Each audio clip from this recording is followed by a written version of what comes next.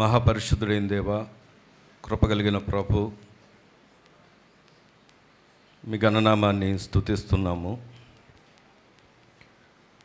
నీ శ్రేష్టమైన నామము, ఉన్నతమైన నామమును కీర్తించడానికి మాకిచ్చినటువంటి ధన్యతను బట్టి కృతజ్ఞతలు. అల్పులమైన మమ్మలను, అనర్హులమైన మమ్మలను అర్హులుగా ఎంచి ఆధిక్యతనిచ్చి ఆశీర్వాదాన్ని ఇచ్చి మీ ఉన్నతమైన నామమును స్తుతించడానికి మీరు అనుగ్రహించిన కృప అంతటిని బట్టి మీ కృతజ్ఞతలు. గడిచిన దినములు మా కుటుంబాల్లో ఇచ్చిన ఆదరణ బట్టి, క్షేమాన్ని బట్టి, సంరక్షణ బట్టి, మీరు అనుగ్రహించినటువంటి రక్షణ బట్టి, నిత్య జీవపు వారసత్వాన్ని బట్టి, నిరీక్షణ బట్టి, మీరు చేసిన మేలును బట్టి, కార్యాలను బట్టి మీకు అనలేని వందనాలు, కృతజ్ఞతలు, స్తోత్రాలు. ఈ దినం నాయన వాక్యమైన దేవుడిగా మాతో మీరు మాట్లాడండి. నువ్వు మమ్మల్ని చూస్తున్న దేవుడు అని, పరిశోధిస్తున్న దేవుడు అని, మమ్మల్ని ఎరిగిన దేవుడు అని, మా యొక్క ప్రతి కదలికను, మా తలంపులను ఎరిగిన దేవుడు అని మీ నామమును స్మరిస్తూ మీరు మాట్లాడితేనే మాకు నెమ్మదిని ఎరిగి మీ పాదాల దగ్గర ప్రణమిల్లి ప్రభువా, ఈ దినం మా అందరితో మీరు మాట్లాడి నీ మాట చేత ప్రతి ఒక్కరిని బలపరిచి, ధైర్యపరిచి, సిద్ధపరిచి, సరిచేసి మీ రాజ్యపు వారసత్వంలో నిలబెట్టి బండ మీద కట్టబడిన కుటుంబముగా, గృహముగా మా యొక్క గృహాలను మీరు స్థిరపరిచి, బలపరిచి, ఇంకా నీ వద్దకు రాలేకపోతున్న వారి హృదయాలు కూడా తెరిచి మీ రక్షణ కార్యాలు జరిగించి ఈ శబ్ద తరంగాల ద్వారా వినబడుతున్న ప్రతి ఒక్కరు కూడా దీవించబడడానికి మీరే సహాయము చేసి మహిమ ఘనత ప్రభావాలు పొందుకొనమని ప్రభువైన యేసునామంలో వేడుకుంటున్నాం మా పరమ తండ్రి, ఆమేన్. రండి దేవుని యొక్క వాక్యాన్ని చదువుకుందాం. లూకా సువార్త 12వ అధ్యాయం 24వ వచనాన్ని చదువుకుందాం. కాకుల సంగతి విచారించి చూడుడి, అవి విత్తవు, కోయవు, వాటికి గరిసె లేదు, కొట్టు లేదు, అయినను దేవుడు వాటిని పోషించుచున్నాడు. మీరు పక్షుల కంటే ఎంతో శ్రేష్ఠులు. చాలండి. మనము పక్షుల కంటే ఎంతో శ్రేష్ఠులం. నీ పక్కన ఉన్న వారికి తట్టి చెప్పండి, మీరు పక్షుల కంటే శ్రేష్ఠ. మనము ఎవరు అంటే శ్రేష్ఠులం. దేవుని స్తోత్రం చెప్దామా? హల్లెలూయా. ఈ దినము దేవుని వాక్యం దగ్గరకు వచ్చి ఆలోచన చేస్తే, మీరు పక్షుల కంటే శ్రేష్ఠులు అని చెప్పిన మాట ఇది ఎవరిది అంటే దేవుంది. ఈ మాట మనుషులు ఇచ్చినటువంటి మాట కాదు. ఈరోజు దేవుడు మనని చూస్తున్నటువంటి ఆ యొక్క విధానం, దేవుని ప్రణాళికలో, దేవుని ఆలోచనలో, దేవుని ఉద్దేశంలో నిన్ను నన్ను దేవుడు ఏ రీతిగా చూస్తున్నారంటే శ్రేష్ఠులుగా చూస్తున్నాడు. దేవుని స్తోత్రం కలుగును గాక. ప్రియ సంగమ, వాస్తవానికి ఏ మాటతో మీ వద్దకు రావాలని ఆలోచన చేస్తున్నప్పుడు దేవుడు నాకు అనుగ్రహించినటువంటి మాట ఇది, మనందరికి అనుగ్రహించినటువంటి మాట ఇది. నేటి సమాజంలో, నేటి దినాల్లో, నేటి పరిస్థితుల్లో చాలామంది ఎలా బ్రతకాలో కూడా అర్థం కాకుండా, ఎందుకు బ్రతుకుతున్నామో అర్థం కాకుండా, వారు ఎటువంటి నిరీక్షణ లేకుండా బ్రతుకుతున్నటువంటి ఈ సమాజంలో దేవుడు నాకు, నీకు, మనందరికి ఇచ్చినటువంటి గొప్ప ఆధిక్యత ఏంటంటే, నువ్వు మామూలు వ్యక్తివి కాదు, నువ్వు శ్రేష్ఠుడివి అని చెప్తున్నాడు. దేవుని స్తోత్రం కలుగును గాక. శ్రేష్ఠుల యొక్క ఆలోచన విధానం వేరుగా ఉండాలి. ఏమండి, జంతువులకి పక్షులకి ఇక్కడ పోల్చినటువంటి ఆ పోలికలు మనం చూసినప్పుడు వాటికి ఎటువంటి ఉద్దేశాలు ప్రణాళికలు ఉండవు. అయినప్పటికీ కొన్ని సందర్భాల్లో అవే చాలా వాటితో ఉన్న పిల్లల విషయంలో కానీ వాటి విషయంలో రిలేషన్స్ విషయంలో చాలా తెలివిగా ఉన్నట్టుగా, బంధంగా ఉన్నట్టుగా కనబడుతూ ఉంటుంది. కానీ వాటికంటే శ్రేష్టత కలిగినటువంటి మనం నేటి దినాల్లో, నేటి సమాజంలో మనుషులు సమస్తాన్ని కోల్పోయి నిరాశలోకి వెళ్ళిపోతున్నటువంటి దినంలో వారు లోకంలో ఉన్నవారు అలా ఉంటే వారిలో మీరు ఉండకండి, వారిలోంచి మీరు ప్రత్యేకించబడిన వారు. దేవుడు మనని చూస్తున్న విధానం ఏంటంటే మనం శ్రేష్ఠులం అని చెప్తున్నాడు. దేవుని స్తోత్రం కలుగును గాక. అయితే ఈ వాక్యం దగ్గరకు వచ్చి ఆలోచన చేస్తే దేవుడు ఈరోజు మనతో మాట్లాడబోతున్న మాట ఏంటంటే, ఈరోజు మనం చూడబోతున్నటువంటి అంశం, మనము శ్రేష్ఠులం. ఎవరికంటే శ్రేష్ఠులం? పక్షుల కంటే శ్రేష్ఠులం. రండి, మత్తయి సువార్త 6వ అధ్యాయం. ఎందుకు శ్రేష్ఠులమో కొన్ని విషయాలు మనం ధ్యానం చేయబోతున్నాం. మత్తయి సువార్త 6వ అధ్యాయము 25వ వచనం దగ్గరకు వచ్చి ఆలోచన చేస్తే, అందువలన నేను మీతో చెప్పినదేమనగా, ఏమి తిందుమో ఏమి త్రాగుదుమో అని మీ ప్రాణమును గూర్చి అయినను, ఏమి ధరించుకుందుమో అని మీ దేహము గూర్చి అయినను చింతింపకుడి. ఆహారము కంటే ప్రాణమును, వస్త్రము కంటే దేహమును గొప్పవి కావా? ఆకాశ పక్షులు చూడుడి, అవి విత్తవు, కోయవు, కొట్లలో కూర్చుకొనవు, ఆయనను మీ పరలోకపు తండ్రి వాటిని పోషించుచున్నాడు. మీరు వాటికంటే, చెప్పండి, మీరు వాటికంటే బహుశ్రేష్ఠులు కారా? దేవుని స్తోత్రం చేద్దామా? దేవుని వాక్యం సూటిగా ఈరోజు మనతో చెప్తున్నటువంటి మాట ఏంటంటే, ఎందుకు మనం శ్రేష్ఠులం? అయ్యా, మీరు శ్రేష్ఠులు అన్నారు, బాగానే ఉంది. ఎందుకు శ్రేష్ఠులం అంటే దానికైనా చూపించినటువంటి పోలిక ఏదైతే ఉందో, పక్షులు, ఆకాశ పక్షులను చూడండి, అవి విత్తవు, కోయవు. అవి విత్తకపోయినా కోయకపోయినా సమయానుకూలంగా వాటిని పోషించడానికి దేవుడు ఏమిస్తున్నాడంటే సమకూర్పుని ఇస్తున్నాడు. దేవుని స్తోత్రం కలుగును గాక. ఆలోచన చేయండి, ఏ రోజైనా ఈరోజు ఫలానా పక్షికి నేను భోజనం పెట్టాలి,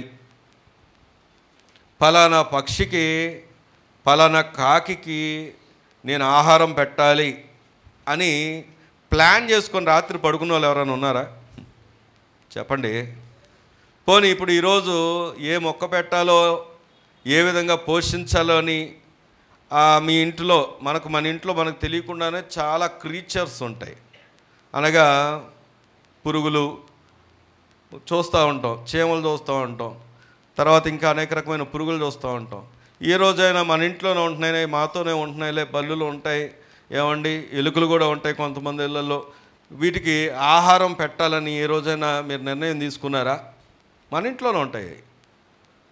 సరే, వాటి పేర్లు తెలుసా? వాటి ఉనికి తెలుసా? వాటిని గుర్తుపడతారా మీరు? నేను కుట్టిన చీమ ఈ చీమ అని ఎప్పుడు గుర్తుపట్టావా? చెప్పండి. అంటే నేను ఇది సిల్లీగా అనిపించవచ్చు, కానీ ఆలోచన చేస్తే మన ఇంట్లో ఉండేటటువంటి వాటి గురించినే మనకు అవగాహన ఉండదు. వాటిని మనం ఎన్నడూ పోషించం. ఇంకా చెప్పాలంటే ఎక్కడ పడిపోతానో భయపడుతూ దాన్ని ఎప్పుడు కూడా మనం ఏం చేస్తామంటే పంపించేయడానికి చూస్తూ ఉంటాం. దేవుడు అంటాడు, ఆకాశ పక్షులను చూడండి, అవి విత్తవు, కోయవు, అవి కూర్చుకొనవు, కొట్లలో కూర్చుకొనవు, కానీ పరలోకపు తండ్రి ఏం చేస్తున్నాడంట? వాటిని పోషిస్తున్నాడంట. ఇంతకీ పోషించబడుతున్న ఆ విధానంలో ఉపయోగపడుతున్నటువంటి వారెవరో చెప్పండి. దేవుడే డైరెక్ట్గా వచ్చి పోషిస్తున్నాడా? ఎవరిని వాడుకుంటున్నాడు దేవుడు? మన ప్రమేయం లేకుండా మనం వాటిని పోషించడానికి దేవుడు మన్నే వాడుకుంటున్నాడు. దేవుని స్తోత్రం కలుగును గాక. నీ ప్రమేయం లేకుండా నువ్వే అనేకమైన వాటిని పోషించగలుగుతున్నావు. కానీ నీ పోషణ విషయంలో నీకు చింత, నీ ఆహార విషయంలో నీకు చింత, నీ వస్త్ర విషయంలో నీకు చింత, నీ ఇంటి విషయంలో నీకు చింత. ఎందుకు అంటే అవి వాటికున్నంత జ్ఞానం, వాటికున్నటువంటి ఆ యొక్క ఆధారపడే విధానం కూడా నేటి దినాల్లో మనలో కనబడట్లేదు. అందుకే చాలామందికి ఏం కనబడుతుందంటే చింత చింత చింత. సర్వ రోగాలకు కారణం ఏంటంటే చింత. ప్రభు ఈరోజు ఎందుకు ఈ మాట చెప్తున్నాడంటే నీవు నేను శ్రేష్ఠులం. ఆయన ఇచ్చినటువంటి శ్రేష్ఠత ధన్యత ఎంత గొప్పది అంటే ఇదిగో ఆహారం కాదు. ఆయన అంటాడు చూడండి, ఇందాక చదువుకున్నాం కదా, ఆహారము కంటే ప్రాణము, వస్త్రము కంటే దేహము గొప్పది కాదా అని చెప్తున్నాడు. దేవుని స్తోత్రం చెప్దామా? దేనికంటే ఆహారము కంటే కూడా ప్రాణం. నీకు తన ప్రియకుమారుణ్ణి బలిగా అర్పించడానికి లోకానికి యేసుక్రీస్తు అని పంపించాడే.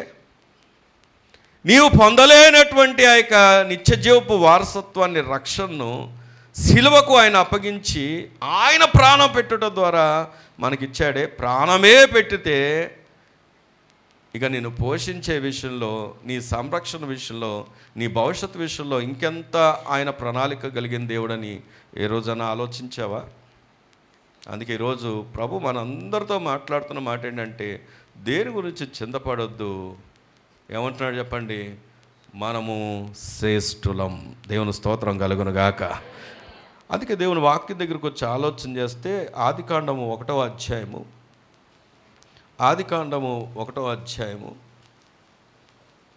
26వ వచనాన్ని కనుక మనం చూసినట్లు, దేవుడు మన స్వరూపమందు మన పోలిక చొప్పున నరులను చేయుదము, వారు సముద్రపు చేపలను, ఆకాశ పక్షులను, పశువులను, సమస్త భూమిని, భూమి మీద ప్రాకు ప్రతి జంతువును ఏలుదురుగాకని పలికిన. దేవుని స్తోత్రం కలుగునుగాక. దేవుడు మనని ఎలా ఉంచాడంటే సమస్త సృష్టి మీద ఏలికలుగా. నీ పక్కన ఉన్న వాళ్ళు చెప్పండి, నువ్వు ఏలికవని.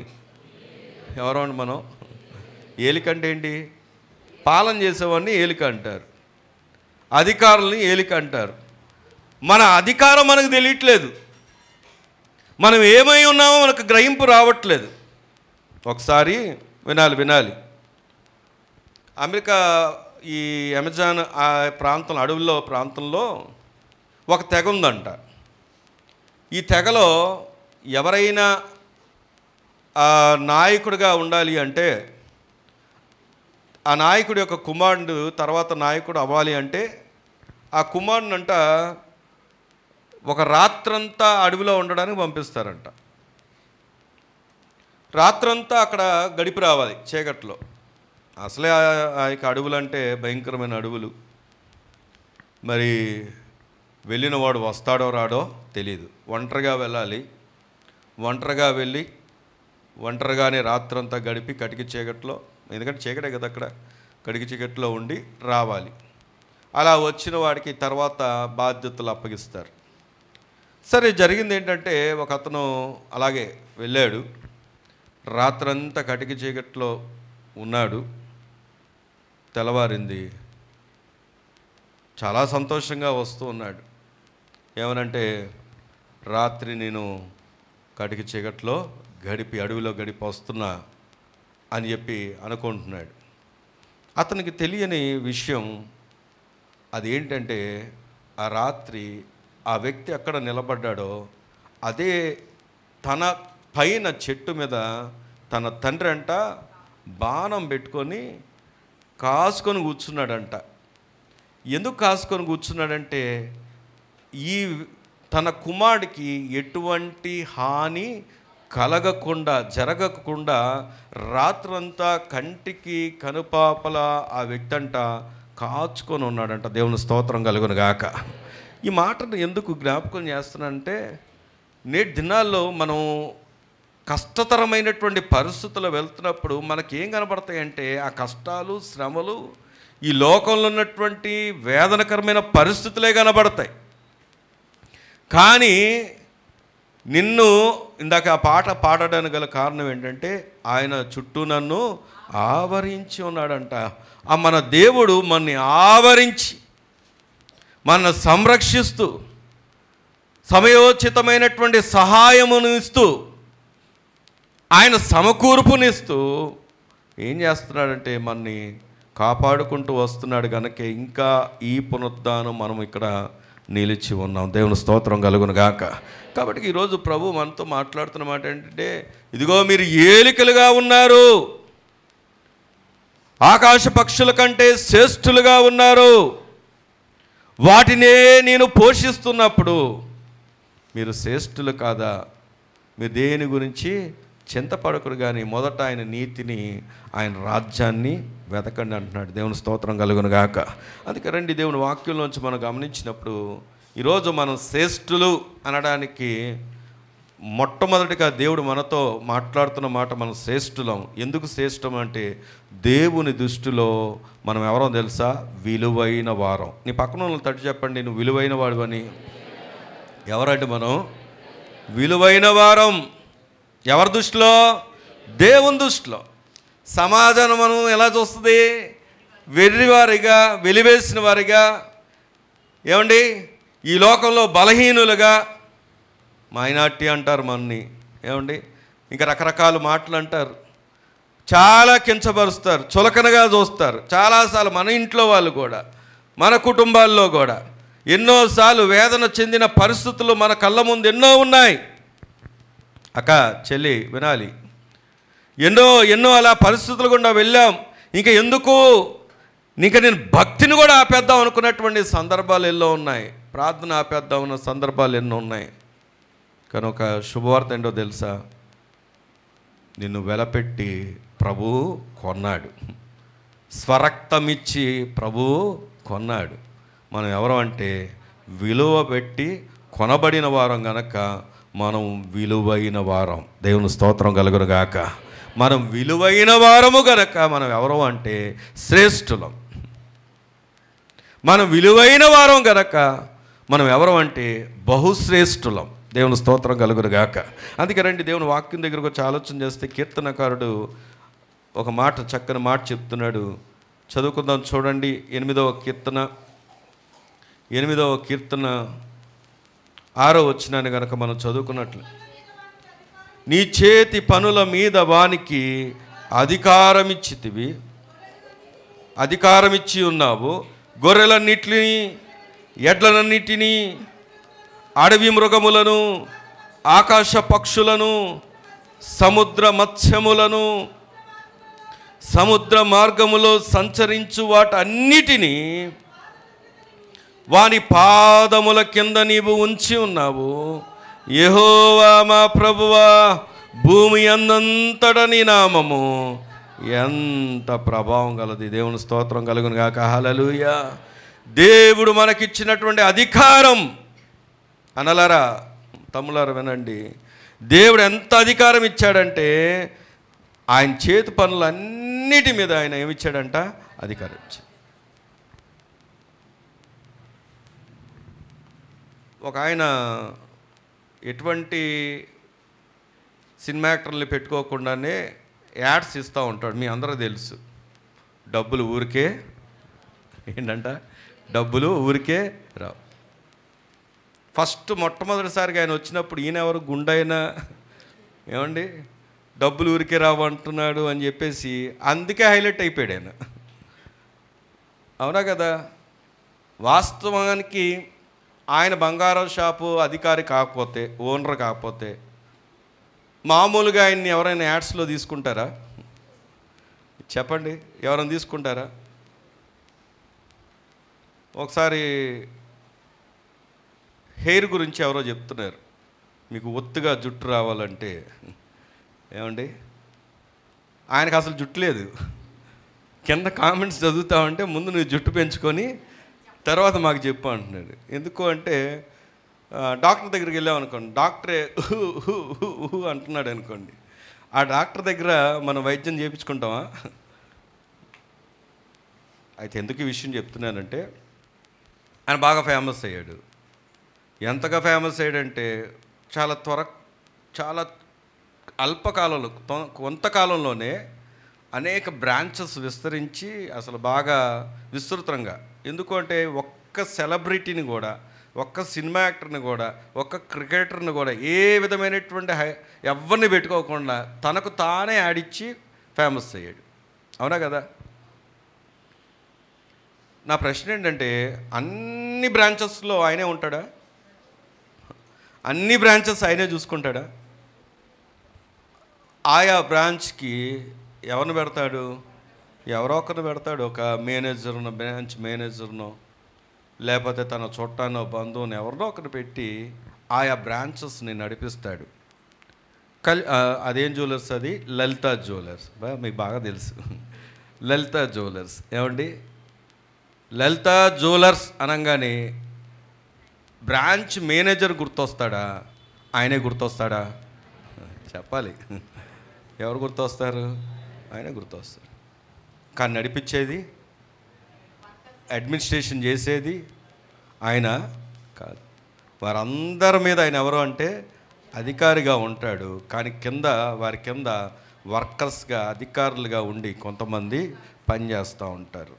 ఎందుకు ఈ మాట చెప్తున్నానంటే, నీ స్థానం, నా స్థానం కూడా దేవుడు ఇచ్చింది ఏంటో తెలుసా? దేవుడి చేతి పని మీద మన ఎలా ఉంచాడంటే అధికారులుగా ఉంచాడంట. దేవుని స్తోత్రం కలుగును గాక. ఇంకా మనము ఏమీ లేని వాళ్ళుగానే బ్రతుకుతున్నాం. ఇంకా మనము చాలామంది మన ఆధిక్యతను ఎరగకుండానే బ్రతుకుతున్నాం. ఇంకా ప్రతిదానికి కృంగిపోతూనే ఉన్నాం. ఎన్ని వాక్యాలు విన్నా చాలామంది జీవితాల్లో ఇప్పటికీ అది కార్యం జరగట్లేదు కనుకే వారి స్థితి అక్కడే ఉండిపోయింది. దేవుడు నిన్ను ఆ స్థితిలో చూడడానికి కాదు పిలిచింది. దేవుడు నిన్ను ఉన్నతంగా చూడాలనుకుంటున్నాడు. ఆయన పిల్లలమైతే ఆయన అధికారులుగా బ్రతకాలి మనం. అందుకొరకు మనం ఏర్పరచుకున్నాడు గనక చింతపడేవారిలాగా, ప్రతిదానికి కృంగిపోయేవారిలాగా, దుఃఖపడేవారిలాగా, చిన్న తలనొప్పి వస్తే, చిన్న ఒంట్లో బాగోపోతే, కళ్ళు తిరిగితే దేవునికి దూరం అయిపోయేలాగా చూడకూడదు అనుకుంటున్నాడు ఆయన. ఏదో సమస్య వస్తే, ఏదో నష్టం వస్తే దానికి ఆగిపోయేవారుగా చూడాలనుకోవట్లేదు ఆయన. తన పిల్లలైన వారు దేన్నైనా హ్యాండిల్ చేయగలిగిన వారై ఉండాలని కోరుకుంటున్నాడు. దేవుని స్తోత్రం కలుగును గాక. అందుకే ఆయన అంటున్నాడు, ఏమంటున్నాడు? మీరు చింతపడకండి, మీరెవరో తెలుసా? బహు శ్రేష్ఠులు. దేవుని స్తోత్రం కలుగును గాక. అందుకే రండి చూడండి, దేవుని వాక్యంలోనే ఆయన ఏమంటున్నాడు? నీ చేతి పనుల మీద వానికి అధికారం ఇచ్చి ఉన్నావు. అక్కడ ఏమేమి ఇచ్చాడో అధికారం మీకు చూస్తే, గొర్రెలు, ఎడ్లు, అడవి మృగాలు, ఆకాశ పక్షులు, సముద్ర మత్స్యములు, సముద్ర మార్గంలో సంచరించి వాటన్నిటినీ పాదముల కింద ఉంచి ఉన్నావు. యెహోవా మా ప్రభువా. ఎక్కడంట చెప్పండి? నిన్ను నన్ను దేవుడు ఏం కోరుకుంటున్నాడంటే భూమి అందంతటా ఆయన నామాన్ని ప్రభావం తెచ్చేవారంగా. దేవుని స్తోత్రం కలుగును గాక. ఎలా కోరుకుంటున్నాడు చెప్పండి? మీ ద్వారా దేవునికి ఏమి రావాలి? ఘనత రావాలి. నీవున్న స్థలంలో నువ్వే కృంగిపోయిన వ్యక్తిగా ఉంటే ఏమొస్తుంది ఘనత? నీ ఇంటిలో, నీ ప్రజల మధ్య నీవే సమస్యల వలయంలో, నీవే అనారోగ్య పరిస్థితుల్లో, నీవే ఒకరోజేమో ముందు కనబడతావు, ఒకరోజు వెనక కనబడతావు. నువ్వేమో బిజీ మ్యాను, సేవకులు మాత్రం ఫ్రీగా ఉంటారు. ఏమండి, చాలామంది ధోరణి ఎలా ఉంటుందో తెలుసా? వాళ్ళొక్కలే బిజీ అన్నట్టుగా ఫీల్ అవుతారు. దేవుని వాక్యాన్ని మనం పరిశీలన చేస్తే దేవుడు మనకెంతో, ఏమండి, దేవుని పనిని అప్పగించాడు. ఇంకా నీ దగ్గరకే ఇంకా కొత్త వారేరి నశించిపోతున్న వారిని ఎప్పుడు రక్షణలోకి నడిపిస్తాం? ఎప్పుడు దేవుని ప్రభావం చూపిస్తాం? ఎప్పుడు దేవుని కొరకు సాక్షిగా బ్రతుకుతాం? నిన్ను చూసినప్పుడు నువ్వు చెప్పిన దాన్ని బట్టి మారరు, నీ జీవితాన్ని చూసినప్పుడు మారుతారు. నీ బ్రతుకులో జరుగుతున్నటువంటి కార్యాలు చూసినప్పుడు మారుతారు. నువ్వు ఎదుర్కొంటున్న పరిస్థితుల్లో కూడా ఇచ్చే ఘనతను చూసారా? యోబు ఎన్నో శ్రమలు ఉన్నప్పటికీ దేవుని స్తుతించాడు. దేవుని స్తోత్రం కలుగును గాక. భక్తుల జీవితాలని చూసినప్పుడు, పరిశీలన చేసినప్పుడు ఎంతోమంది వారి జీవితాల్లో సమస్తాన్ని కోల్పోయినప్పటికీ కూడా దేవుని కొరకు నిలబడ్డారు గనకే బలా మంచి దాసులని ప్రభు దగ్గర సాక్ష్యం పొందారు. దేవుని స్తోత్రం కలుగును గాక. ఈరోజు ప్రభు ఎందుకు ఈ మాట మాట్లాడుతున్నాడంటే, మనం ఎవరో తెలుసా? విలువైన వారం. రండి, మన యొక్క విలువ ఎరిగిన మనము ఏం చేయాలో ఒక మాట చూపిస్తాను నేను. దశలోనికి రాసినటువంటి మొదటి పత్రిక, విలువైనటువంటి వారు ఎలాంటి బ్రతకాలి అనే మాటను మనం పరిశీలన చేస్తే, దశలోనికి రాసినటువంటి పత్రిక 4వ అధ్యాయము 9వ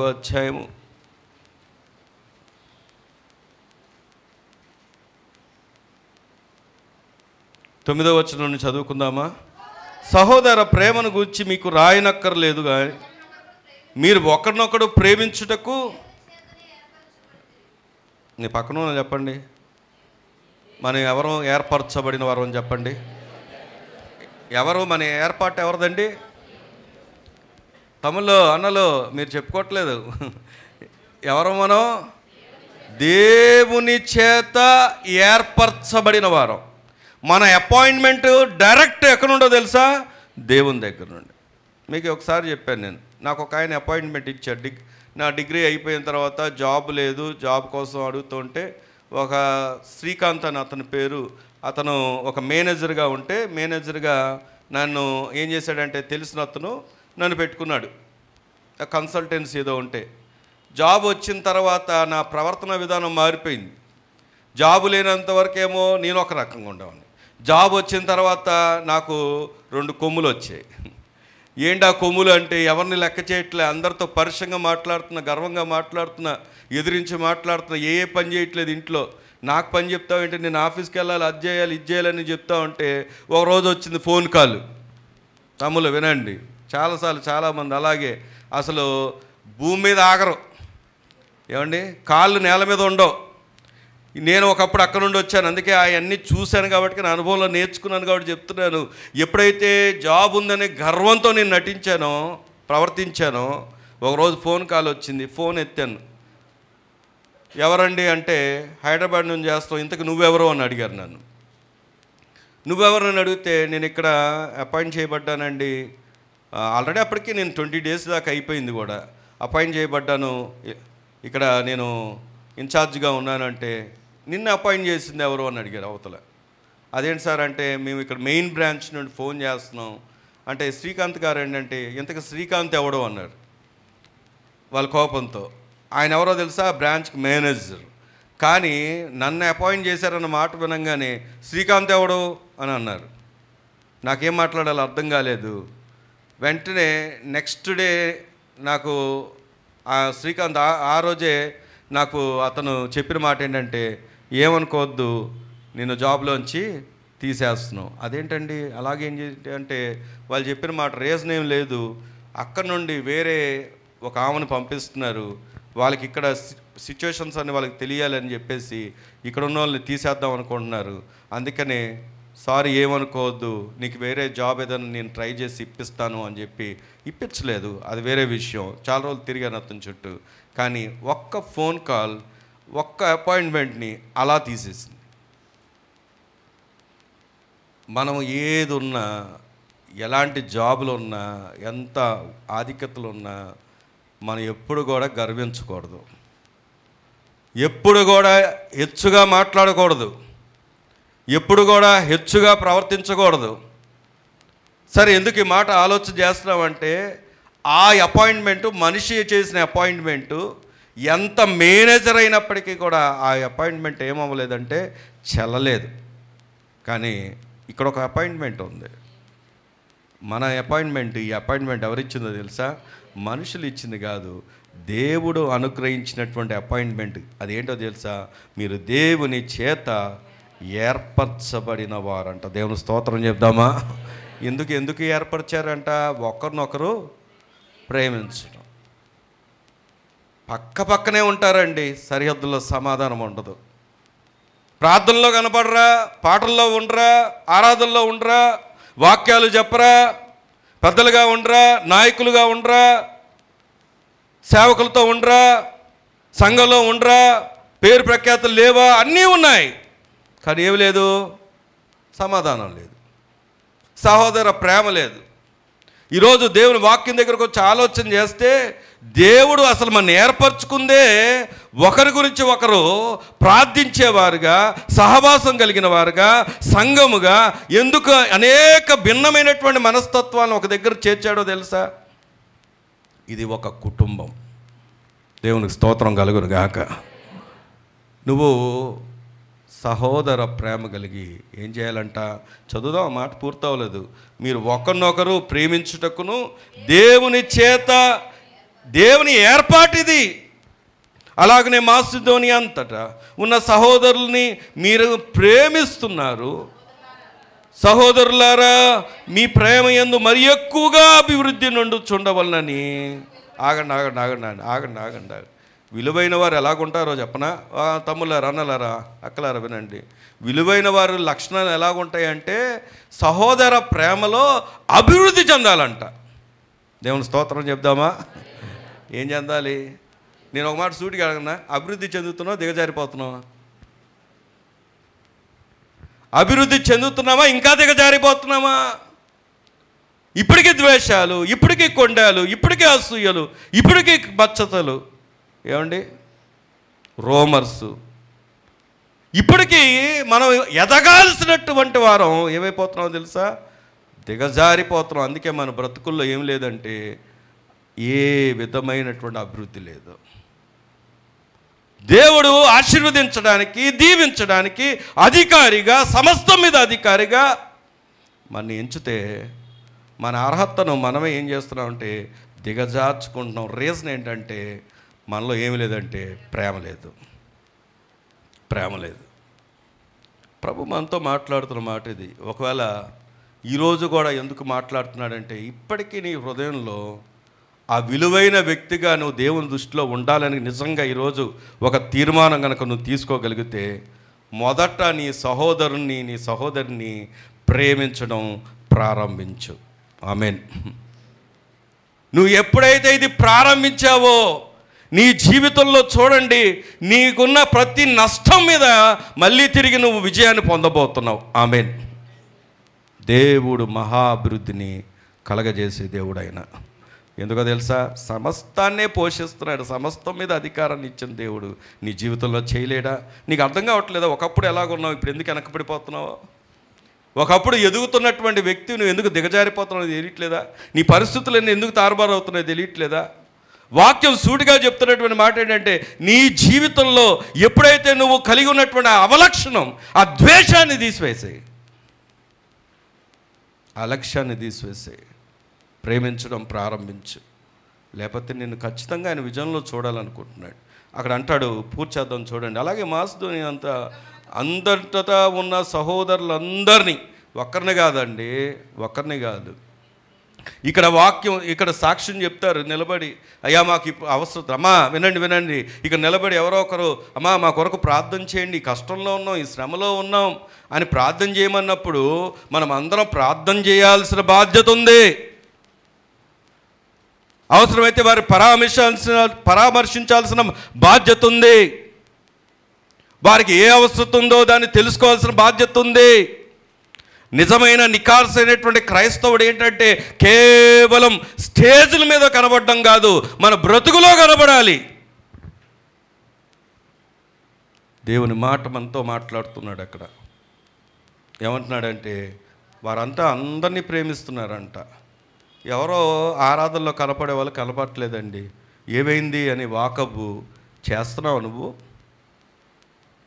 అన్నిట్లో కనబడే వ్యక్తి కొంతకాలం కనబడట్లేదు, కొన్ని విషయాలు దూరం అయ్యాడు. ఏంటో ఏ సమస్య నేను ఈరోజు పంచుకున్నావా?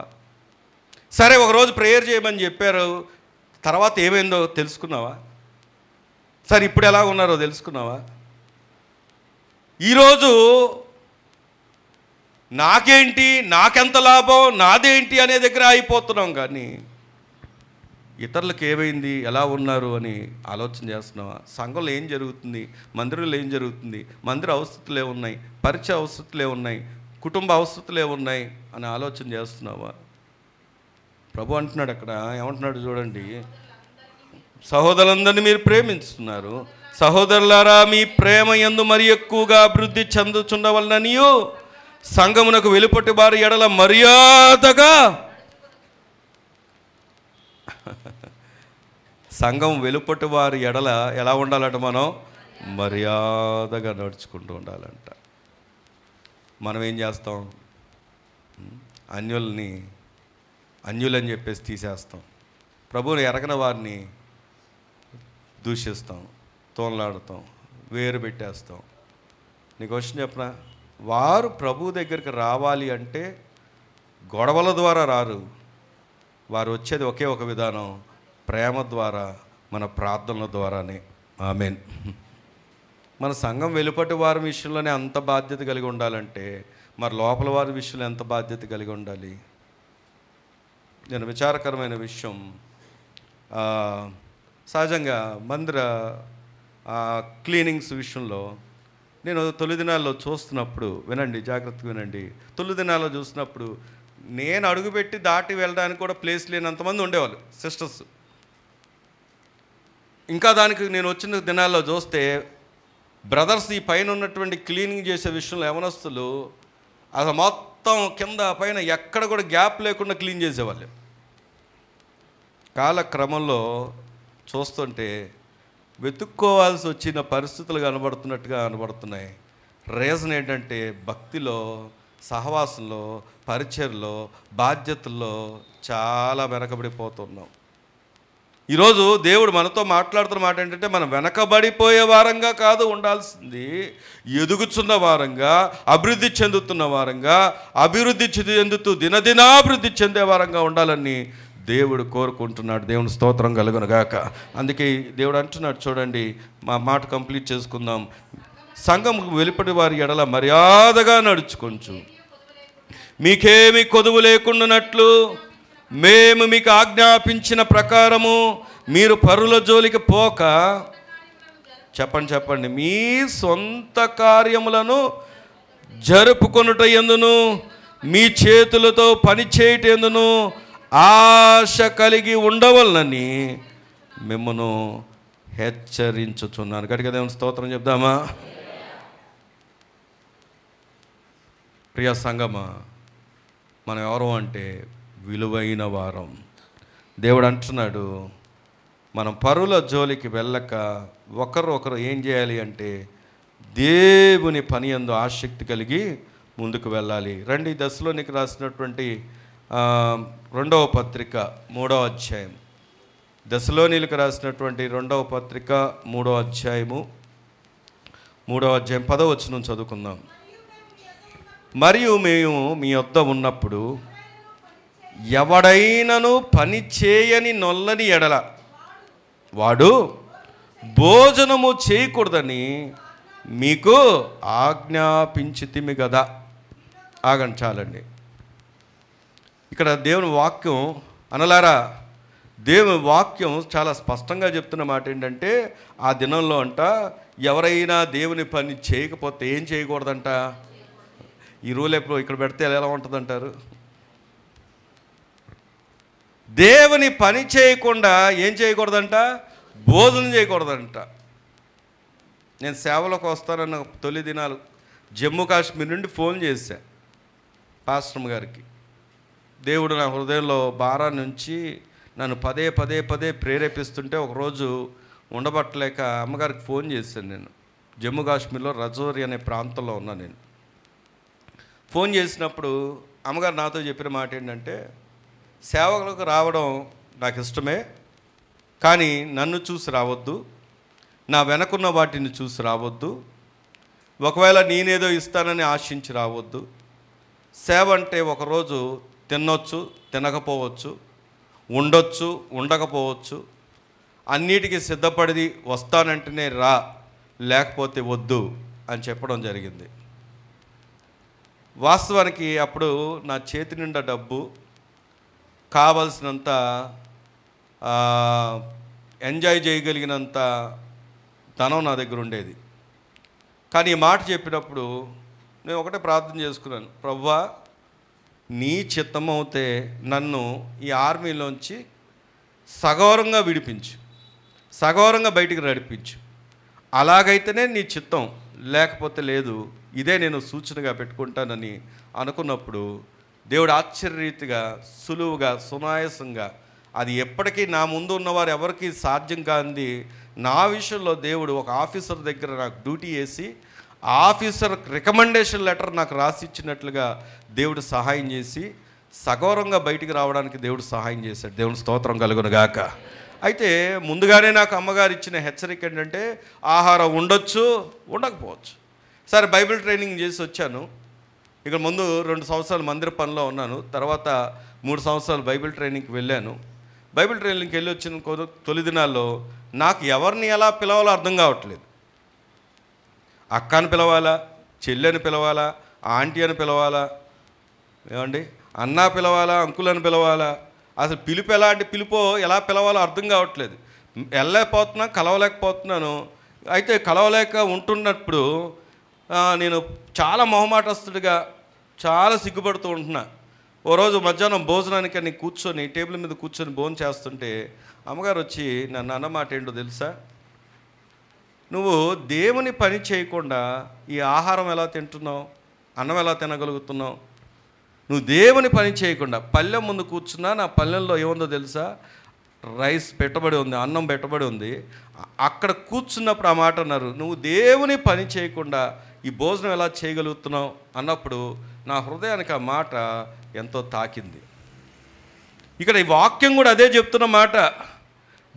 నీ పని కోసమే, నీ స్వంత కార్యాల కోసమే, నీ కోసమే నువ్వు బ్రతుకుతే నువ్వు ఎంత భోజనం చేసినా అది ఏంటో తెలుసా, వ్యర్థమే.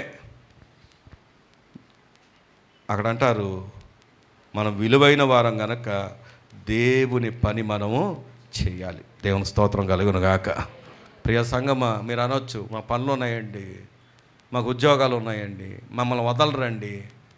నేను ఒక మాట అడిగిన, పెళ్ళిళ్ళకి సెలవులు పెట్టరా, హాస్పిటల్కి సెలవులు పెట్టరా, ఏమండి బంధువులు వస్తే సెలవులు పెట్టరా?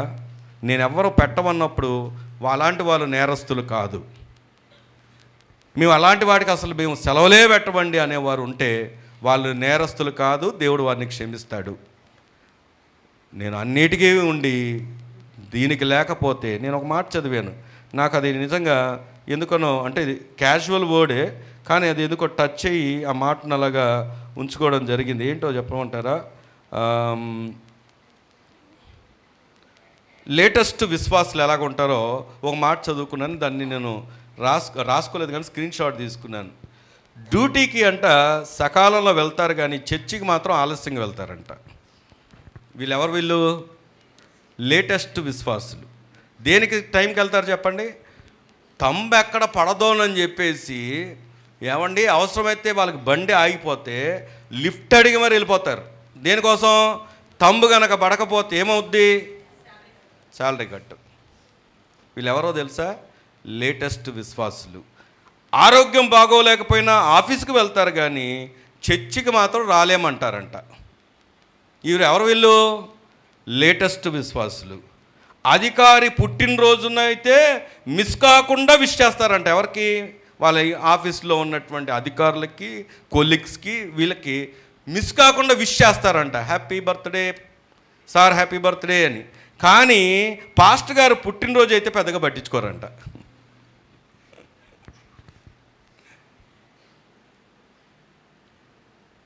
నాకేం వద్దులే. ఆఫీసులో ఓవర్ టైం చేయడానికి ఇష్టపడతారు కానీ పాస్టర్ గారు ఎక్కువసేపు ప్రసంగిస్తే సనుగుతారంట. ఆల్రెడీ నాకు ఎక్కడో వినబడుతున్నాయి. ఏమండి ఓవర్ టైం చేయడానికి ఇష్టపడతారంట, ఓటీ. ఎందుకంటే ఏమొస్తుంది? కానీ ప్రసంగం ఎక్కువసేపు వినలేరు. దేవుని మాట రుచించదు. ఏమండి ఆఫీసుకు సెలవు పెడితే ముందుగా అధికారి అనుమతి తీసుకుంటారంట, కానీ చర్చి మానేస్తే పాస్టర్ గారు కనీసం కూడా తెలియజేయరంట. కొంతమంది ఫోన్ చేస్తారు కూడా ఎత్తరు ఎందుకు రాలేదని. చూసుకోలేదని ఒక మాట చెప్పేస్తారు, సైలెంట్గా ఉందని ఒక మాట చెప్పేస్తారు, చేశారా అంటారు.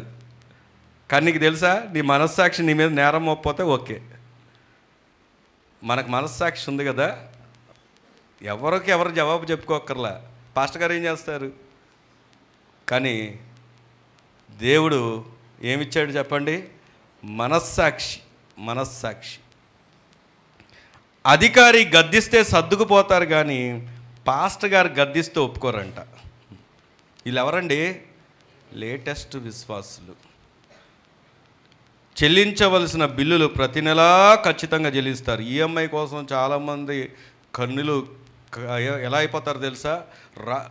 ఫోన్ల మీద ఫోన్లు. నీ ఫోన్పేలో డబ్బులు ఉన్నాయా? నీ గూగుల్ పేలో డబ్బులు ఉన్నాయా?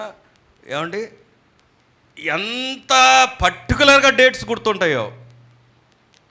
కానీ ప్రతి నెల కానుకలు చెల్లించరు. దేవునికి ఇవ్వాల్సింది ఎవరంట? వీరెవరంట? లేటెస్ట్ విశ్వాసులు. ఇంకా చెప్పాలని చాలా ఉంది, కానీ నేను మళ్ళీ ఆ సనుక్కునే దాంట్లో నేను ఉండకూడదని ముందుగానే జాగ్రత్త పడుతున్నాను. కానీ నువ్వు ఎవరో తెలుసా? లోకస్తుడు కాదు. నువ్వు ఎవరు అంటే ప్రత్యేకించబడిన వారు, విలువైన వారు, మనము శ్రేష్ఠులం. దేవుని స్తోత్రం కలుగును గాక. ఎందుకు ఈ మాటలు జ్ఞాపకం చేస్తున్నాను అంటే, మన యొక్క ధన్యత ఏంటో మనకు తెలిస్తే, మన యొక్క అధికారం ఏంటో మనకు తెలిస్తే మన ఇంటిలో కొదువు ఉండదు. మన బాధ్యతలు మనం నెరవేరిస్తే, మనం ఉండాల్సినట్టుగా మనం ఉంటే, దేవుడు కోరుకున్నట్టుగా దేవుని చిత్త ప్రకారం మనం నడుచుకుంటే మన ముందు ఏ సమస్య నిలవలేదు. సమస్య రాదని చెప్పట్లేదు, ఏ సమస్య నిలవలేదు. అన్నిటి మీద మనకు దేవుడు ఏమిస్తాడో తెలుసా? అధికారాన్ని ఇస్తాడు. దేవుని స్తోత్రం కలుగును గాక. అందుకే దేవుని వాక్యం దగ్గరకు వచ్చి ఆలోచన చేస్తే, తిమోతి మొదటి పత్రిక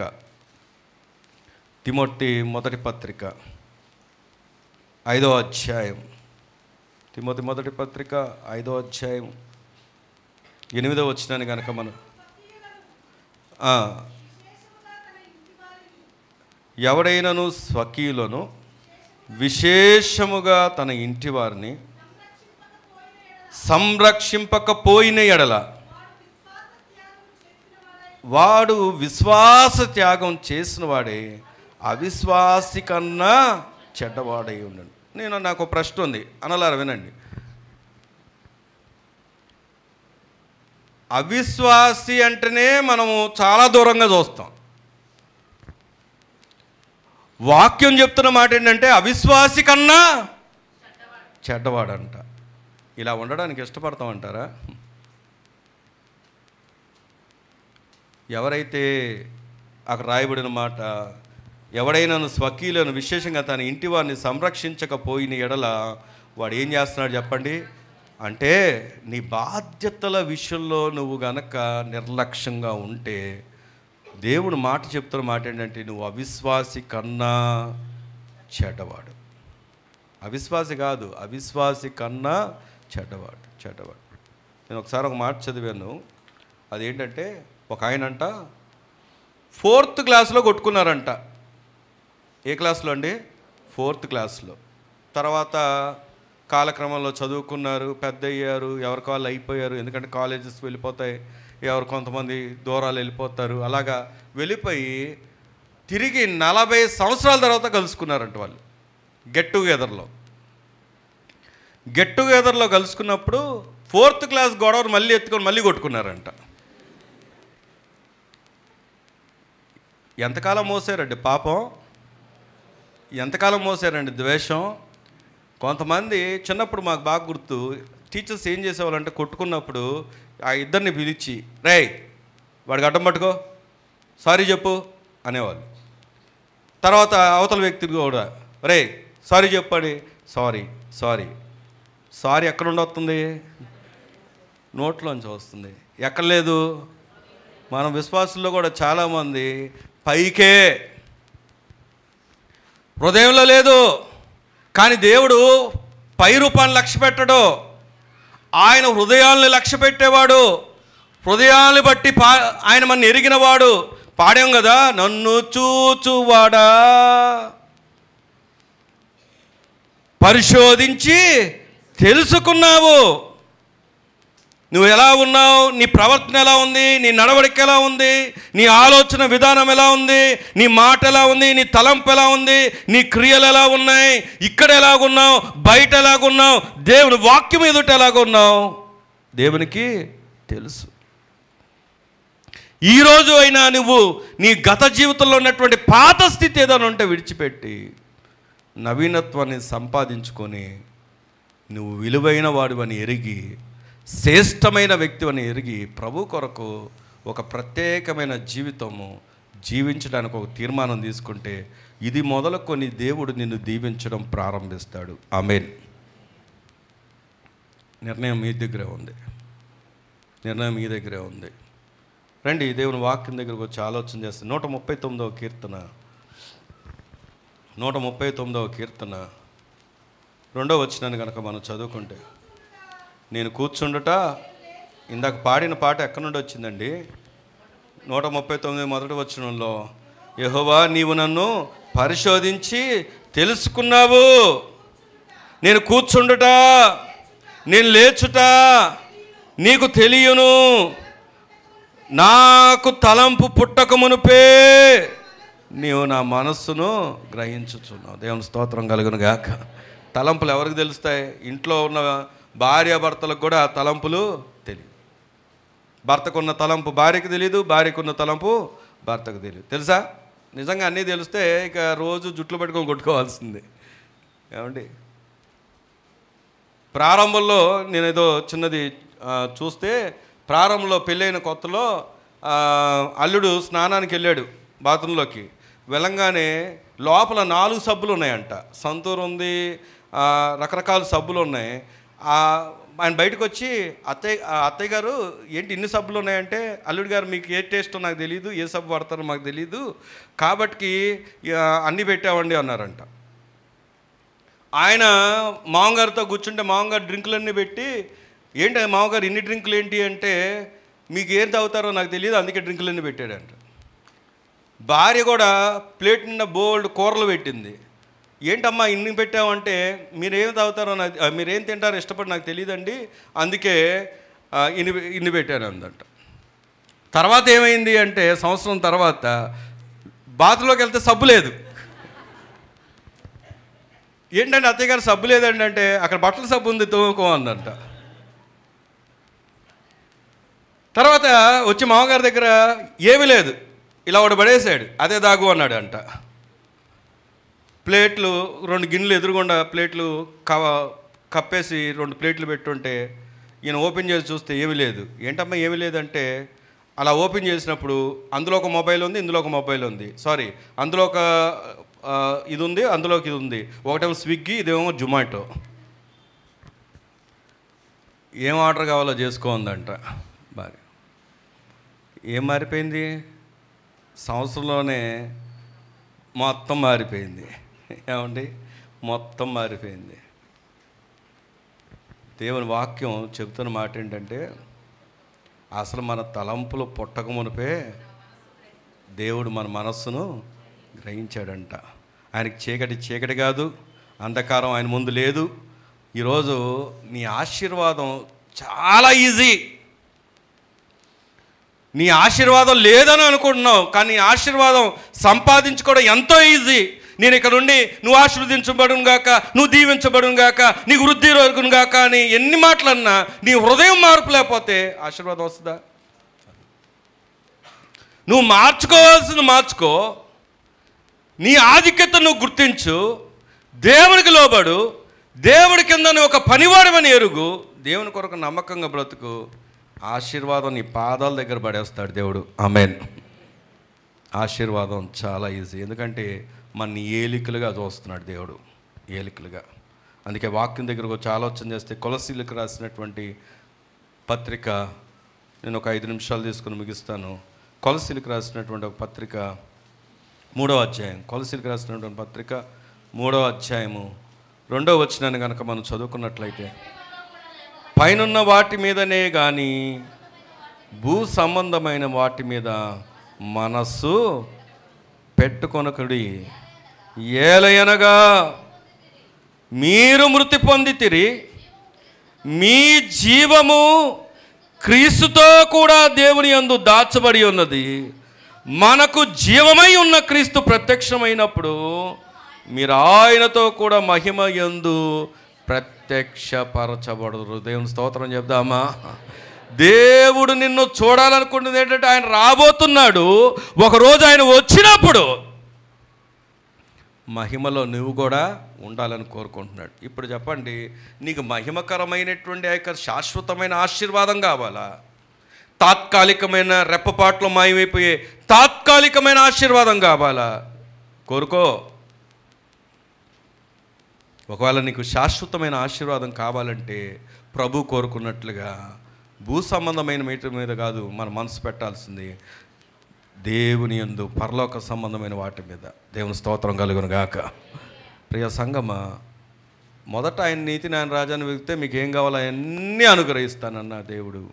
ఆయన ఆజ్ఞ లేకుండా నేల మీద పిచ్చుకు కూడా రాలదంట. అంత జ్ఞానం కలిగినటువంటి దేవుడు ఈరోజు నా మనస్సులను ఎరిగిన దేవుడు, నా స్థితిని ఎరిగిన దేవుడు. నువ్వు అనుకోవచ్చు, నేను దుఃఖంతో వచ్చానండి, వేదనలో ఉన్నాయి, నా పరిస్థితులు ఎవరికి తెలియదండి, మీకేం తెలుసు అండి, నేను ఎంత కష్టపడుతున్నాను, అసలు రేపటి గురించి ఎంత ఆందోళన పడుతున్నాను మీకేం తెలుసు అంటారా? నాకు తెలియదు. నిజమే, వాస్తవే, మీరు అనుకున్నది వాస్తవే, నాకు తెలియదు. కానీ ఎవరికి తెలుసు? దేవునికి తెలుసు. దేవునికి తెలుసు. ఆయన భవిష్యత్తును ఎరిగిన వాడు. ఆయన మహాకాశముల మీద సమస్త సృష్టి మీద అధిపతి అయినటువంటి దేవుడు. నువ్వు అడిగేదంతా అందులో ఒక భాగాన్ని, ఒక పార్ట్ని అడుగుతున్నావు. దానికి అధికారం ఆయన ఉన్నాడు, అధికారం నీకు ఇస్తూ ఉన్నాడు, అధికారంలో నువ్వు ఉండాలని కోరుకుంటున్నాడు.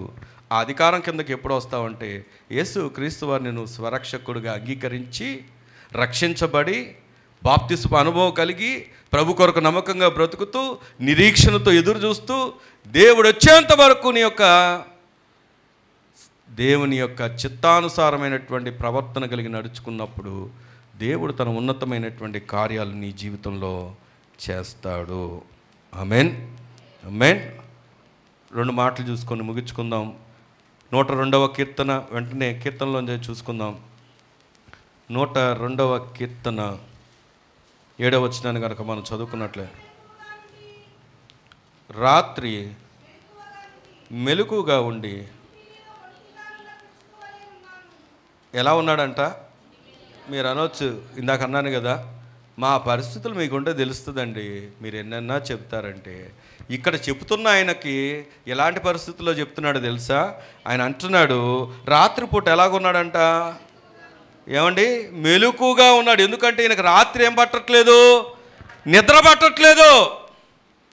తన పరిస్థితులను బట్టి. ఈరోజు చాలామందికి ఇదే పరిస్థితులు లేరా? నిద్ర పట్టట్లేదండి అంటారు. ఎందుకో తెలుసా? అనేకమైన ఒత్తిళ్ళు, టెన్షన్స్, అవన్నీ మనం తెచ్చుకుందే. ఎందుకో తెలుసా? ప్రభు కోరుకున్నట్టుగా మనం ఉంటే నిజంగా బహు నెమ్మదిని ఇస్తాడు దేవుడు. ఆమేన్.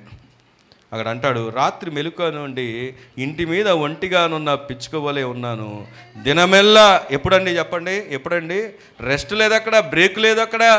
ఏముందంట? దినమెల్లా నా శత్రువులు నన్ను నిందించుచున్నారు, నా మీద వెర్రి కోపము గలవారు. కోపం కాదంట అక్కడ, ఏంటో తెలుసా? వెర్రి కోపము గలవారు నా పేరు చెప్పి శపింతురు. నీ కోపాగ్ని బట్టి, నీ ఆగ్రహం బట్టి బూడిదను ఆహారముగా. ఏం తీసుకుంటున్నాడు? ఆహారం. ఇన్ని కష్టాలున్నా ఈరోజు కూడా సమృద్ధికరంగా పోషించబడుతున్నామంటే దేవుని కృప కాదా? ఇన్ని శ్రమలు ఉన్నా, ఇన్ని కొదువులు ఉన్నా ఈరోజు కూడా ఇంట్లో అనేకమంది పోషించగలిగినటువంటి కృపనిస్తున్నాడంటే దేవుని కృప కాదా? ఇప్పటికీ కూడా స్వేచ్ఛగా సంతోషంగా ప్రభు దగ్గరకు వచ్చి ఆరాధించగలిగిన భాగ్యాన్ని ఇచ్చాడంటే దేవుని కృప కాదా? ఇవి ఇక్కడ చెప్తున్న భక్తుడికి ఆయనకంట రాత్రి నిద్ర లేదు, చుట్టూ శత్రువులు, శాపాలు, ఆఖరికి బూడిదను ఆహారముగా పూజిస్తూ ఉన్నాడంట. అయితే ఈయన చేసింది ఏంటో తెలుసా? ఈయన చేసిన మాట చూడండి 28వ వచనంలో, నీ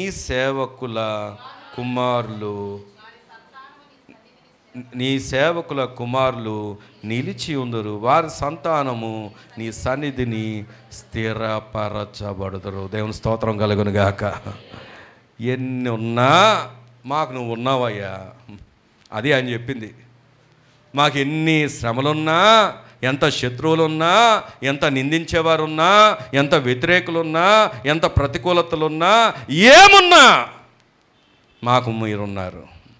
మీరుంటే మాకు కలిగే లాభం ఏంటో తెలుసా? ఆయన అంటాడు, మేము మా పిల్లలు కూడా నిలిచి ఉంటారంట. దేవుని స్తోత్రం కలుగునుగాక. వారి సంతానం అంట స్థిరపరచబడింది. నీ పక్కన వాళ్ళు చెప్పండి, నిన్ను స్థిరపరచేవాడు దేవుడేనని. ఎవరండి మనం స్థిరపరచేవారు? ఎవరు? దేవుడే. దేవుడే దేవుడే మనని స్థిరపరిచేవాడు ఆయనే. మన సేవను స్థిరపరిచేవాడు ఆయనే. వారి యొక్క కుమారుల సంతోషాన్ని ఇచ్చేవాడు ఆయనే. ఈరోజు దేవుడు అట్టి కృపని జీవితంలో జరిగించడానికి ఈరోజు మరొకసారి నీ విలువను జ్ఞాపకం చేస్తున్నాడు. మనం ఎవరు అంట? అతి శ్రేష్ఠులం, బహుశ్రేష్ఠులం, బహుశ్రేష్ఠులం. అక్కడే ఉంది. ఒక మాట చదువుకు ముగించుకుందాం. 84వ కీర్తన 3వ వచనం. ఈ మాటతో ముగించుకుందాం. 84వ కీర్తన 3వ వచనం. సైన్యములకు అధిపతియగు యెహోవా, నా రాజా, నా దేవా, నీ బలిపీఠం నొద్దనే పిచ్చుకలకు నివాసము దొరికెను, పిల్లలు పెట్టుటకు వాన కోవెలకు గూటి స్థలము దొరికెను. నీ మందిరమందు నివసించువారు ధన్యులు, వారు నిత్యము నిన్ను స్తుతించుదురు.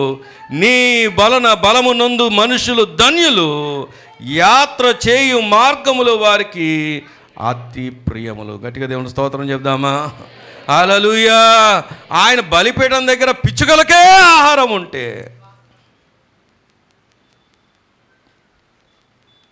ఆయన మందిరంలో నివసించే వారికి ఏముందంట? ధన్యత ఉందంట. వారు స్తుతించేవారుగా, ఆరాధించేవారు. కింద ఉంటుంది, బాకాలోయ నుండి దేవుడు ఏం చేస్తాడంటే వారిని తొలకరి వాన దీవెనలతో కప్పుతాడంట. దేవుని స్తోత్రం కలుగునుగాక. లోయ అనుభవాల నుండి ఆశీర్వాదపు అనుభవాల్లోకి దేవుడు నడిపిస్తాడు. ఆమేన్. పిచ్చుకలను జ్ఞాపకం చేసుకోండి, పక్షులను జ్ఞాపకం చేసుకోండి. వాటికంటే మనము శ్రేష్ఠులం కదా. మందిర అనుభవాలు కలిగి మందిర సంబంధులుగా నివసించేవారు ధన్యులు. దేవునికి ప్రాధాన్యతనిచ్చేవారు ధన్యులు. దేవునికి మొదటి స్థానం ఇచ్చేవారు ధన్యులు. వారు హృదయంలో ప్రతిష్ఠించుకున్నవారు ధన్యులు. రక్షించబడి రక్షణలో ఎదిగేవారు ధన్యులు. ప్రేమలో అభివృద్ధి చెందేవారు ధన్యులు. వారు బహు శ్రేష్ఠులు, శ్రేష్ఠులు. ప్రార్థన చేసుకుందాం. ఈరోజు నీ ధన్యత ఏంటో నువ్వు గుర్తించావా? నువ్వు విలువైన వ్యక్తివని గుర్తించావా?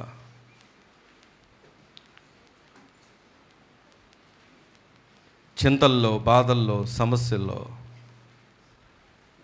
కొదువుల్లో, కొరతల్లో, భక్తిహీనతలో బలహీనపడిపోతూ, ఇంకా వెనకబడిపోతూ, ఇంకా కృంగిపోతూ, ఇంకా శ్రమల పాలవుతూ ఉంటే దేవుడు నీతోనే మాట్లాడాడు ఈ దినం. ఈనాడైనా నీవు నీ హృదయమును దేవుని వైపు త్రిప్పుకోవాల్సిందే. నీ హృదయములో దేవునికి స్థానం ఇవ్వాల్సిందే. నిజముగా దీవెనలో నువ్వు ఉండాలని కోరుకుంటే నువ్వు మందిర సంబంధిగా ఉండాలి. ఆయన పని చేయాలి. ఆ ఆహారం, ఆ పోషణ, సంరక్షణ దేవుడిచ్చిన కృప మాత్రమే. ప్రియ సంగమా, దేవుడు ఇంకా నిన్ను ప్రేమిస్తున్నాడు గనకే ఈ మాట నీ ముందుకు తీసుకొచ్చాడు. ఆయన వలన బలము పొందువారు ధన్యులు. నిజమే, మనం అనేకమైన విషయాల్లో బలహీనులమే, కానీ బలమును ప్రసాదించే దేవుడు మనకున్నాడు. నిజమే, మనం ప్రేమలో చల్లారిపోయిన వారమే, వెనకబడిన వారమే, కానీ ఆయన మనని ప్రేమించిన దేవుడుగా ఉన్నాడు. ఎన్నో విషయాల్లో కృంగిన వారమే, నిందలు మోస్తున్న వారమే, నిందలకు ప్రతిగా, అవమానాలకు ప్రతిగా ఆనందాన్ని దయచేసే దేవుడు మనకున్నాడు. మన దేవుడు గొప్ప దేవుడు. సైన్యములకు అధిపతియగు యెహోవా, సమస్త మీద అధికారము కలిగిన దేవుడు, నిన్ను నన్ను కూడా ఏలికగా చేసిన దేవుడు. ఆ ఏలికగా ఉండగలిగిన ఆ అనుభవాల్లో ప్రతి వారము వర్ధిల్లే కృప దేవుడు అనుగ్రహించి దీవించునుగాక. ఆమేన్. ప్రార్థన చేసుకుందాం. సర్వకృపానిదైన మా తండ్రి ప్రభా, మీ పరిశుద్ధ గణనామనికే స్తోత్రములు చెల్లిస్తున్నాం. అద్భుతమైన మీ సందేశాన్ని మీ దాసుల్లో ఉండి మీరు మాతో మాట్లాడు. మేము ఎంత విలువైన వారము, ఎంత శ్రేష్ఠులమో, ఎంత ఘనమైన వారమో మా కొరకు లెక్కింపజేస్తావు తండ్రి. అయ్యా, నీ నోటితో నువ్వు పలుకుతున్నావు, మీరు విలువైన వారు, మీరు ఘనమైన వారు, మీరు ఎంతో బహుశ్రేష్ఠులు అని మీరు మాట్లాడుతున్నారు. ఆ విలువల నుండి, ఆ శ్రేష్టత నుండి బలహీనమైపోతున్నాం ప్రభు. మీరు కోరుకున్నట్లుగా ఉండలేకపోతున్నాం, మీరు పిలుస్తున్నట్లుగా మేము తండ్రి కనపడలేకపోతున్నాం.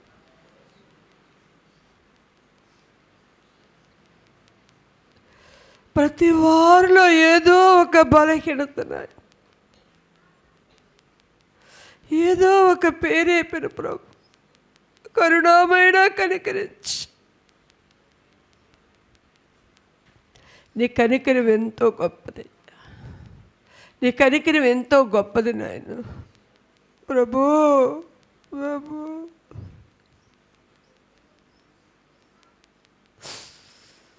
శ్రేష్టమైన పిల్లముగా, విలువైన వారంగా, ఘనులుగా నా తండ్రి మీరు ఏ రీతిగా మమ్మల్ని నాయన చూడాలనుకుంటున్నారో అలా ఉండునట్లుగా నీ కృప దయచి, ధైర్యములో, విశ్వాసములో, ప్రేమలో, పవిత్రతలో, నీ రాజ్య పనిలో అయ్యా నీలో అతకబడి అంటుగట్టబడి ఏరుపారి ఫలభర్తముగా పరము కలిగి వర్ధిల్లేవారుగా ఆధ్యాత్మికంగా బలవంతులుగా చేయండి. భౌతిక, నైతిక, మానసిక బలవంతులై ఉన్నవారుగా చేతండి అయ్యా. తండ్రి తండ్రి శ్రేష్ఠులమని, బహుశ్రేష్ఠులమని, విలువైన వారని ప్రతి వారు నాయన వారి విలువను తక్కువ చేసుకొనక, వారి జీవితాన్ని తక్కువగా చూసుకొనక, వారు ప్రతిష్ఠించబడిన వారని, వారు గౌరులని అయ్యా అయ్యా అయ్యా తండ్రి వారు బహుధైర్యం పొందుకునేవారుగా నీ కృప దయచి మేము శ్రేష్ఠులమై అవి ఇత్తవు, కొయ్యవు, కొట్టల్లో కూర్చుకొను వాటికంటే